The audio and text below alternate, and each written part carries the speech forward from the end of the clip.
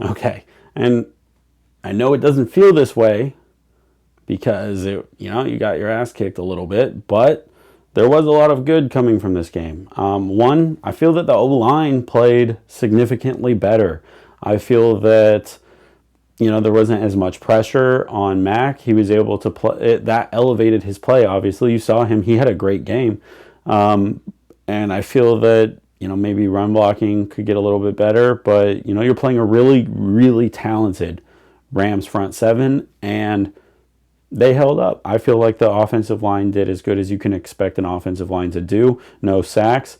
I feel like Kittle had a really amazing game. The only person on the offense that had much juice, and he had like one of the more athletic plays I've seen in a while in that final touchdown. Brian Robinson looked really good.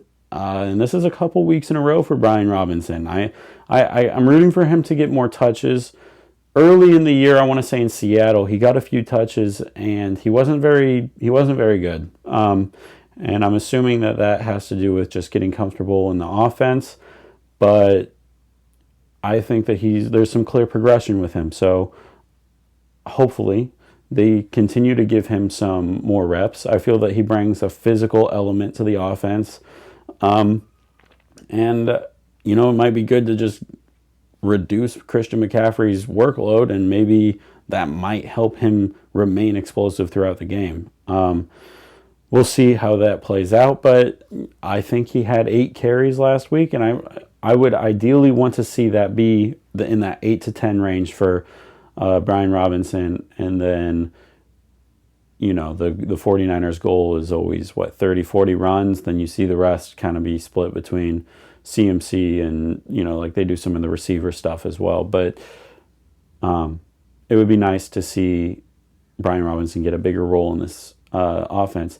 Also, just kind of a personal philosophy that I have on football that I've got from a lot of other of my mentors over the years with it, and that's that you kind of want to just if you have really good players, you do what you can to get them on the field, and you do what you can to get them the ball, right? So if you have 2 good running backs and 2 good receivers and a good tight end, then you're going to run 21 personnel, right?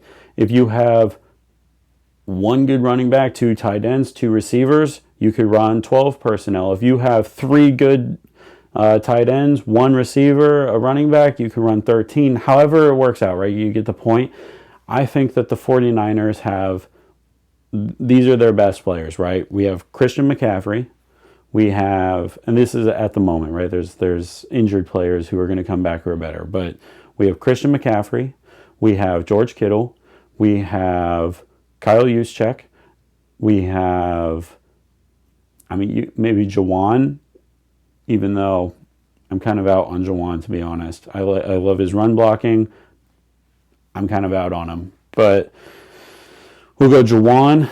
And then I think that Brian Robinson might be the 5th best player that the 49ers have weapon-wise on offense at the moment. If that's the case, then I think you do what you have to do to put those 5 players on the field. And not all the time, but throughout the game, I would not be mad if you found a way to run a 31 personnel. I know that that's not very common, but that's why you get paid a lot of money to be an offensive genius, right? It's to be able to do stuff in weird situations where you need to be able to get 31 on the field, and I would be into that. I think that it would be good for the offense as far as just having more threats and more positions. If you had Brian Robinson, Kittle, Juszczyk, Christian McCaffrey, and Jawan on the field, you can't really key anything specifically on the defense, right? They're all threats. And when you get, the Ayuks, the Pearsalls, you get those guys back, dial it back. You'll see when the 49ers have healthy receivers, you'll see Juszczyk get pulled. I could, get Brian Robinson off the field, get get Juwan Jennings off the field unless you're in a 3-receiver set. I think that that's how you should approach it.